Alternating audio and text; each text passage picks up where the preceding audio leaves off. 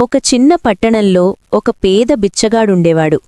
అతను ప్రతిరోజూ ఒకే చోట రోడ్డు పక్కన ఉన్న ఒక పాత చెక్కపెట్ట మీద కూర్చుని ఆ దారిలో వచ్చి వెళ్లేవాళ్లను చేయి చాచి అడుగుతూ వచ్చే కొద్దిపాటి చిల్లరతో తన కడుపు నింపుకునేవాడు. రోజులు గడిచాయి, నెలలు గడిచాయి, చివరికి సంవత్సరాలు కూడా గడిచిపోయాయి. కాని అతని జీవితంలో ఏ మార్పూ రాలేదు.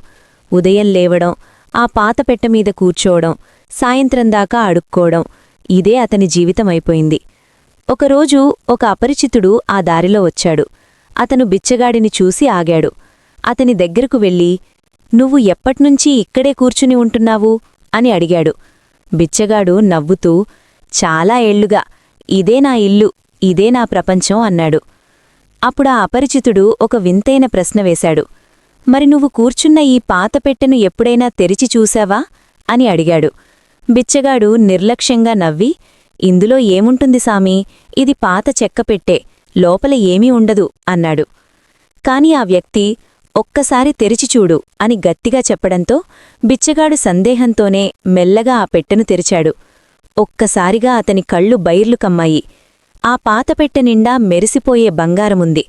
అతని ఇన్నాళ్లుగా బంగారం మీద కూర్చుని బిచ్చమడుగుతున్నాడు. అప్పుడా అపరిచితుడు బిచ్చగాడితో, "నీ జీవితంలో కూడా ఇలాగే విలువైనది ఒకటుంది. అదే నీ లోపల ఉన్న శక్తి, నీ ప్రతిభ, నీ సామర్థ్యం. కాని నువ్వు నీ లోపల వెతకడం మానేసి బయట ఎవరో ఏదో ఇస్తారని ఎదురుచూస్తున్నావు" అన్నాడు. ఫ్రెండ్స్, మన దగ్గర ఉన్న విలువైన నిధిని మనం గుర్తించనంతకాలం మనం ఎంత సంపద మధ్య ఉన్నా పేదవాళ్లమే. మీ లోపల ఉన్న టాలెంట్ని గుర్తించండి. విజయం మీ వెంటే ఉంటుంది.